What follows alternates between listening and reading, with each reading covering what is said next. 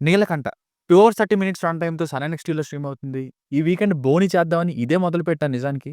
కానీ 'with love' మూవీకి time అయ్యేసరికి రివ్యూ చేయలేదు. ఇక ఈ 'నీలకంఠ' మూవీని మొదలుపెట్టి చూస్తే ఒక్క హీరో కటౌట్ అండ్ పెర్ఫార్మన్స్ తప్ప మిగతా సినిమా అంతా ఓటీటీలోనే హారిబుల్ ఎక్స్‌పీరియన్స్ ఇచ్చిందండి. రైటింగ్స్‌నే చాలా ఫోర్స్‌డ్‌గా ఉన్నాయంటే దాన్ని అప్రూవ్ చేసింది ఎవరో గాని. స్టార్టింగ్ ఏమో 'దేవర', మధ్యలో మావని ఛాలెంజ్ చేసే 'అల్లుడు కథ', 'కబడ్డీ ఆట', మధ్యలో 'శ్రీమంతుడు', క్లైమాక్స్ ఏమో 'రంగస్థలం'.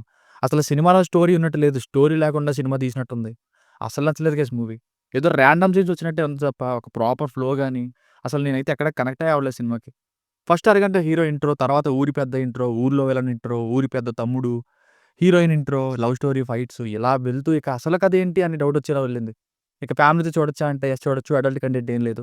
బేసిక్ స్టోరీ లైన్ ఏంటంటే హీరో చెయ్యని తప్పుకి ఒక తప్పు చేశాడని ఊర్లో ఒక పెద్ద కండిషన్ పెట్టి శిక్షగా విధిస్తారు. అసలేం జరిగింది? దీనివల్ల హీరో ప్రేమ కథ ఏమైంది? చివరికేమైంది అనేది నేను చెప్పగలిగే స్టోరీ. ఇక ప్లస్‌లు, మైనస్‌లు పక్కన పెడితే ఒకటే ప్లస్ హీరో సెట్ అయ్యారు బాగా. మంచి మాస్ కటౌట్ అనే చెప్పాలి. పెర్ఫార్మన్స్ కూడా ఎక్స్‌ప్రెషన్స్ గాని, బాడీ లాంగ్వేజ్ గాని అంతా బావుంది. ఇక హీరోయిన్ పెర్ఫార్మన్స్ అండ్ సాంగ్స్ కూడా బావున్నాయి.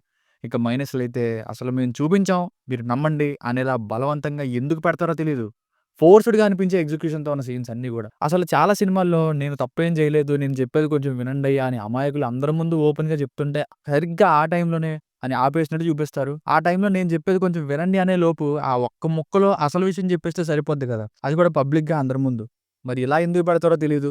ఆ సీన్‌తోనే సినిమా మొదలవుద్ది. సినిమా మొత్తం అలానే వెళ్తుంది. అక్కడ నాన్నతో అసలు నేను ఏ తప్పు చేయలేదు నాన్న అనే బదులు ఫ్రెండ్‌కి గాయం అవ్వడం వల్ల వెళ్ళా అని చెప్తే అయిపోతుంది కదా! కనీసం ఆఫీస్ రూమ్‌లో చూసిన చిత్రం శ్రీని గారికి కూడా ఆ టైంలో చెప్పరు హీరో. ఫ్రెండ్ కూడా చెప్పడు. అలాగే తీశారు మరి. వాళ్ళు మిస్‌అండర్‌స్టాండ్ చేసుకున్నట్టు హీరో ఏదో తప్పు చేశాడనుకుందాం. ఏకంగా అతని భవిష్యత్తునే నాశనం అయ్యే డెసిషన్ ఎవరికైనా ఇస్తారా? అది కూడా 30 ఏళ్ల వరకు. ఇక hero entrance and back story, తర్వాత ఊరి పెద్ద, ఇంకా ఊరి విలన్ సీన్‌లు, ఫ్రెండ్స్‌తో గొడవ సీన్‌లు, ఇంకెప్పుడు స్టోరీ స్టార్ట్ అవుతుందనే ఫీల్‌తోనే వెళ్ళింది. సెకండ్ హాఫ్ ఇక ఇప్పుడు జ్ఞానోదయం అయిందా హీరోకి అనేలా వెళ్ళింది. మరీ ఊర్లో అంతలా కాపు కాస్తారా హీరో గురించండి.